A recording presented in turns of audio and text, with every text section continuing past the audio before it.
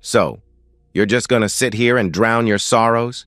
You think your wife is falling for some other guy and you're just sitting around doing nothing? What in the world, Mark? Mandy demanded, sliding into the booth across from her brother. Mark looked up from his drink with tired eyes. What do you want me to do, sis? Do you think I should attack the jerk and smash his face in? Will that make Ginny come running to my side? No, I don't want you to end up in jail, but you gotta fight for her. Mandy leaned forward, her face flushed with indignation. Why? Why do I have to fight for her? Mark countered. She's my wife. I chose her as the one and she accepted my proposal. I thought I beat out all the competition 5 years ago. Mandy rolled her eyes. Men, you can't be that clueless. You have to fight for her love. You have to prove to her that you're the one she needs to be with. Mark shook his head firmly. No, I don't. I did that when we were dating. I proved to her I was the best choice. She agreed to stop dating other guys. We got engaged and spent a year learning if we were truly compatible with each other. Then she stood up in front of God and everyone we knew and vowed to be faithful to me forever. Now you're telling me that meant nothing. You can't be that naive, Mandy scoffed. Yes, she married you, but you still need to fight off all the guys looking to take her away from you. Why? Why do I need to do that? Mark's voice rose slightly. Isn't that her job? Shouldn't she be fighting off the guys that come sniffing around? Oh my God, bro, you can't be serious. Mandy threw her hands up. Ginny is a beautiful woman. Guys are going to be after her all the time. You have to protect what is yours. She's not a prize pig or a fancy piece of jewelry. She's my wife, Mark replied evenly. She has free will to do anything she wants. Of course, she usually gives my opinion some consideration, just as I do for her when making a decision, but ultimately, it's her decision to make. Yeah, sure, free will and all that good stuff, but she's still your wife and you can't let her do stupid stuff with other men, Mandy insisted. Mark sighed deeply. So what should I do? I can't lock her up. She's a CPA with a great job, so she's out in the world every day. I can't watch her 24/7. I have a job and responsibilities. She's my wife. I'm supposed to be able to trust her. But Marky, a woman likes to see her man make an effort to protect her against all the hound dogs out there, Mandy said. Sis, are you forgetting about what happened to Jason Hadley? Yeah, that's what I'm talking about. Mandy nodded vigorously. You beat that jerk senseless right there at the community 4th of July party. It took 3 guys to pull you off that creep. Everyone knew you were protecting Ginny, fighting for your woman. Exactly, I was protecting her because he was groping her and she was trying to fight him off, Mark explained. He grabbed her when I left to go buy us another beer, but she was tougher than he thought she'd be, and I got back sooner than he expected. When I pulled him off of her, I was in a rage and nearly put the stupid guy in the hospital. Exactly! That's what I'm saying, Mandy exclaimed. You fought for her then, and you need to fight for her now. It's not the same, Mark said quietly. I would gladly risk my life to save her, if she wanted to be saved. She's been flirting and going to lunch with Tom ever since he joined her division 8 months ago. He's not forcing her to do anything. She doesn't need or want to be protected from him. She's doing exactly what she wants to do. And you're just sitting here letting her get away with it. Mandy pounded her fist on the table. Mark ran a hand through his hair. I've tried. I kind of felt something was wrong 6 months ago.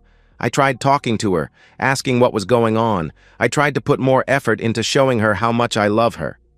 I gave her flowers, took her out dancing, and bought her a nice necklace.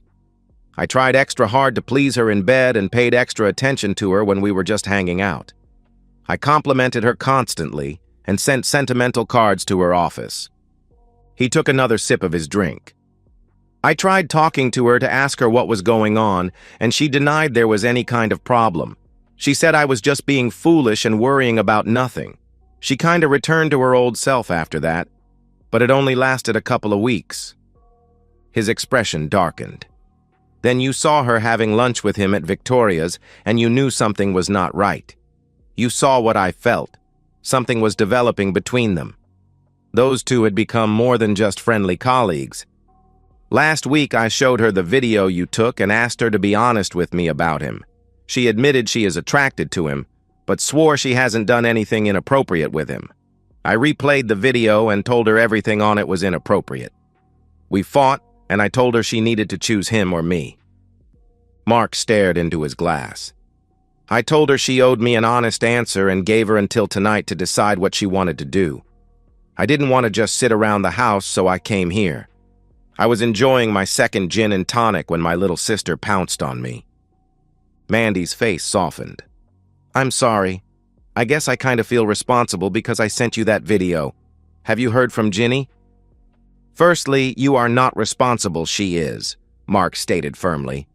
Secondly, yes, she called me. She's at home waiting for me right now. I was just trying to sort things out in my mind before I faced her. Your outburst actually helped me do that. Thanks for caring, sis. When Mark arrived home, Ginny was waiting in the kitchen. Hi, I made us a pot of coffee. Would you like some? She asked, her voice unnaturally bright. Sure, Mark replied. Sorry I'm a little late. I ran into Mandy and she talked my ear off. Yes. Well, your sister does like to talk, Ginny said with a forced chuckle. Mark took a deep breath and let it out slowly. Ginny, I think I deserve full honesty from you. I promise to listen to everything you have to say, but I need to know what is going on. Ginny looked up with tears on her cheeks. Mark, honey, I don't want to hurt you, but I'm still very confused. I have feelings for Tom, but I'm not ready to give up on us. I still love you, but I'm drawn to Tom. I swear I haven't done anything except kiss him on the cheek, but I'm tempted to do more. I'm sorry. I know that's awful, but you asked me to be honest with you. Mark looked at his wife of 5 years. Mandy came to me all fired up, demanding I fight to get you back. Well, I'll tell you the same thing I told her. I shouldn't have to fight for you. If you still loved me the way I love you, the way I thought you loved me for the past 5 years, there'd be no need for me to fight for you. If you loved me completely, you would never have been tempted by Tom, and you would have rejected him the way you rejected Jason Hadley. A flash of revulsion raced across Ginny's face at the mention of Jason Hadley. Then it slowly turned to shame as her face flushed red. But Mark, I do still love you. I don't want to lose you. I'm just confused by my feelings for Tom. Please, Mark, just give me a little more time to sort things out. I want to explore those feelings, but please don't give up on us, she pleaded. Mark stood, slipped off his wedding ring, and dropped it on the table. No, Ginny, don't you see? You're the one that gave up on us, not me. The divorce proceedings began the next day. Mark moved into a hotel and took a leave of absence from his job as a senior IT security specialist at Acme Tech. While Ginny frantically called and texted, begging for another chance, Mark remained silent, his mind focused on something else entirely. After the third day, he answered one of her calls. Mark, please talk to me, Ginny sobbed. I made a mistake. I told Tom it was over. Did you? Mark's voice was eerily calm. That's interesting because I have access to your work email. You had lunch with him today at Costello's. Table for 2, very cozy. There was a long pause. How did you... I'm in IT security, Ginny. Did you forget what I do for a living? Mark's laugh was hollow. Don't worry about it. Explore your feelings all you want. I'm exploring some feelings of my own. He hung up, leaving her stunned and confused. Mark stared at his laptop screen, where he had already installed remote monitoring software on both Ginny's work and personal devices. As an IT security expert, he knew all the back doors, all the vulnerabilities. He'd been the one who set up their home network, configured her devices, and managed their digital lives. She'd never changed a single password. If you want to play games, Ginny, he whispered to the empty hotel room. Let's play. Over the next week, Mark gathered information methodically. He documented every exchange between Ginny and Tom, every lunch date, every private meeting in conference rooms. He accessed Tom's personnel file from the HR database and discovered a pattern. Tom had moved between 4 companies in 5 years, leaving a trail of workplace romances and sudden departures. Mark also discovered that despite Ginny's claims that she had ended things with Tom, their relationship had escalated. The emails and texts became increasingly intimate, and hotel receipts showed they had met at the Westwood Inn twice that week. When Mandy came to visit him at the hotel, she was shocked by the transformation in her brother. Gone was the heartbroken man drowning his sorrows. In his place sat someone focused, calculating, and cold. "What are you going to do?" Mandy asked, eyeing the multiple screens set up in his room. Mark smiled. "I'm going to make sure they both get exactly what they deserve." "Mark, I know I told you to fight for her, but this—" Mandy gestured at the monitors displaying Ginny's email inbox, her calendar, and a GPS tracker showing her current location. "This is scary." "Is it?" Mark looked genuinely surprised. "I thought you'd be proud. I'm finally doing something." "This isn't what I meant." Mandy's voice was quiet. "I'm worried about you." "Don't be," Mark assured her. "I know exactly what I'm doing." 3 weeks into his surveillance, Mark had everything he needed. He'd compiled a dossier on Tom's history of workplace seductions across multiple companies. He'd documented every lie Ginny had told him during their marriage and since their separation. He'd even recorded their intimate encounters at the hotel by hacking into Tom's laptop camera and microphone. It was time to move. Mark's plan was elegant in its simplicity: maximum damage with minimum risk to himself. First, he transferred $150,000 from their joint savings account to an offshore account he'd established. It was technically half his money, but the timing would make Ginny look like the one who had emptied the account. He then used Ginny's credentials to access her 401k and requested a hardship withdrawal, directing the funds to a different account he controlled. Next, he composed an email from Ginny's work account to the entire company, including the CEO and board of directors. The email contained screenshots of her intimate conversations with Tom and a confession of their affair, along with an admission that she had embezzled company funds to finance their rendezvous. He scheduled it to be sent automatically in 3 days. Using Tom's email account, he sent a similar message to HR, but with an added twist: accusations that Ginny had been pressuring him into the relationship and threatening his job if he didn't comply. This email was scheduled to send an hour after Ginny's. Mark then contacted their mutual friends, in-laws, and neighbors using spoofed email addresses that appeared to come from Ginny. Each message contained different private confessions about her affair, her unhappiness in the marriage, and fabricated stories about Mark's supposed failings as a husband. Some emails suggested Mark had been abusive, others that he was impotent, and still others that he had his own affairs. Finally, he used Ginny's identity to apply for a dozen high-interest credit cards and max them out on non-refundable travel packages, expensive electronics delivered to abandoned addresses, and donations to controversial political organizations that contradicted her public values. The night before his plan was set to unfold, Mark received an unexpected visitor. Carl Jennings, his boss at Acme Tech, knocked on his hotel room door. "You need to stop this, Mark," Carl said without preamble. Mark's face betrayed nothing.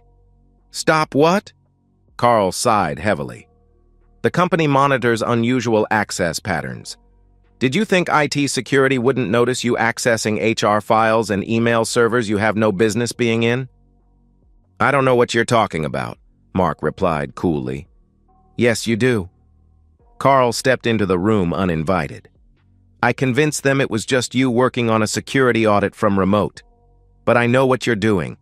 I'm not here as your boss. I'm here as someone who cares about you. This revenge scheme will destroy Ginny and Tom, yes, but it will destroy you too." Mark's face hardened. "She deserves everything that's coming to her." "Maybe she does," Carl acknowledged. "But do you deserve what this will turn you into?" I'll be fine, Mark said dismissively. Carl shook his head sadly. No, you won't. Trust me, I know. 10 years ago, my wife left me for my business partner. I had the means to ruin them both, and I did. I exposed their affair to everyone we knew, destroyed his reputation in the industry, and made sure she lost custody of our kids. Carl's voice grew quieter. Want to know what it got me? Years of therapy for my children, who hated me for what I did to their mother. A reputation as someone unstable and vindictive, and a hole inside me that nothing could fill. This is different, Mark insisted. It's never different, Carl replied. Revenge always costs more than you think you're willing to pay. After Carl left, Mark sat staring at his laptop for a long time. His finger hovered over the key that would cancel all his scheduled actions. Then he remembered Ginny's words. I want to explore those feelings, but please don't give up on us. He closed the laptop without pressing anything. The plan would proceed. The destruction was swift and complete. At 9:03 a.m., Ginny discovered that their joint savings account had been drained. At 9:17 a.m., her 401k provider called to confirm her withdrawal request. By 10:30 a.m., she was in her boss's office trying to explain why she couldn't access her email when the first credit card company called about suspicious charges. At 11 a.m., her email to the entire company went out. By 11:15, she was escorted from the building by security. At noon, Tom was called into HR to respond to his own email that had just been sent, accusing Ginny of sexual coercion. By 2 p.m., Ginny's phone was exploding with messages from friends and family responding to the various confessions she had supposedly sent them. Her parents called to ask if she really thought they were controlling monsters who had trapped her in a loveless marriage with their expectations. Her best friend demanded to know why Ginny had told another friend that she was a pathetic, jealous woman who couldn't keep a man. By 5 p.m., Ginny sat alone in her car in the company parking lot, having been fired for ethical violations and potential embezzlement. Her phone continued to buzz with notifications from credit card companies, angry messages from friends, and a particularly devastating text from her sister asking how she could have written such horrible things about her weight struggles to their entire extended family.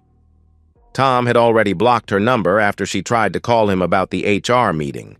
He had his own problems to deal with, as Mark had also sent an anonymous package to his wife, containing evidence of not just his affair with Ginny, but 3 previous workplace relationships. Through it all, Mark watched from afar, using the spyware on Ginny's devices to monitor her desperate attempts to understand what was happening. He saw her panicked emails to the bank, her pleading texts to Tom that went unanswered, and her increasingly frantic calls to friends who refused to pick up. That evening, Mandy called him. "What did you do?" she demanded. "Ginny just showed up at my apartment sobbing. She's lost her job. All her money is gone, and everyone she knows is getting horrible emails supposedly from her." "I have no idea what you're talking about," Mark replied calmly. "Don't lie to me," Mandy hissed. "This has your fingerprints all over it. It's too perfect, too coordinated." "Sounds like karma to me," Mark said. "Is she still exploring her feelings for Tom?" "She says he won't even talk to her now," Mandy replied. "Mark, this is cruel. Even for what she did, this is too much." "Is it?" Mark asked. She was willing to throw away 5 years of marriage to explore her feelings. Actions have consequences, sis. "She's talking about moving back to her parents' house in Ohio," Mandy said. "She's completely broken." "Good," Mark said, surprised by the cold satisfaction he felt. "Tell her I hope it was worth it." After hanging up, Mark poured himself a whiskey and opened his laptop one last time. He had one final piece of revenge planned, an anonymous tip to the IRS about potential tax fraud, with carefully planted evidence on Ginny's laptop that would trigger an audit. His finger hovered over the send button. Then he saw it. A new email from Ginny to herself, like a digital diary entry. I don't understand what's happening. Everything is falling apart and I don't know why. I've lost my job, my friends think I've gone crazy, and even Tom won't speak to me anymore. Mark must be behind this somehow, but I never thought he could be so vicious. I deserve some of it for what I did to him, but not this complete destruction. I just wanted to understand my feelings for Tom. I never meant to hurt Mark this deeply. I still love him. I've always loved him. I was just confused and flattered by Tom's attention. Now I've lost everything that matters, and I don't know how to fix any of it. Mark stared at the screen for a long time. Then he closed the laptop without sending the IRS tip. He'd done enough. Ginny had lost her job, her reputation, her lover, and soon she would be leaving town altogether. The damage was complete. He felt a strange emptiness where he expected satisfaction to be. 6 months later, Mark sat across from his lawyer as they finalized the divorce. "You got everything you wanted," his lawyer noted. She didn't contest anything, not even the financial improprieties that mysteriously appeared in her records. Mark nodded. "Is it done?" "Just need your signature here," the lawyer said, sliding the papers across the desk. "She's already signed her copy." As Mark signed, he asked, "Have you heard where she ended up?" The lawyer shrugged. "Last I heard, she moved back to her hometown. Working retail, I think. Quite a step down from corporate accounting." Mark nodded again, feeling that same hollow sensation he'd grown accustomed to. The revenge had been perfect. She had lost everything while he maintained plausible deniability. No one could prove he was behind it all. He kept his job, his reputation, and even gained sympathy as the wronged husband. Yet somehow, victory tasted like ashes. As he left the lawyer's office, he received a text from Carl. "Congratulations on finalizing the divorce. Dinner tonight? We should talk about your future at the company." Mark stared at the message. His future. He had been so focused on destroying Ginny's life that he'd given little thought to what came after. The revenge had consumed him for months, and now that it was complete, he felt empty. He typed back, "Sure. 7 p.m.? As he walked to his car, he spotted a familiar figure across the street, Mandy, waiting for him. He braced himself for another lecture about how he'd gone too far. "It's over," he said as she approached. "The divorce is final." Mandy studied his face. Was it worth it? Mark considered the question. He had orchestrated the perfect revenge. Ginny had lost everything: her job, her lover, her friends, her reputation, her financial security. She was now working a minimum wage job in a small town, living with her parents at 35. She had paid the ultimate price for her betrayal. "I don't know," he admitted. "I thought I'd feel different." "What do you feel?" Mandy asked softly. Mark struggled to find the words. "Nothing. I don't feel anything at all." Mandy nodded as if she'd expected this answer.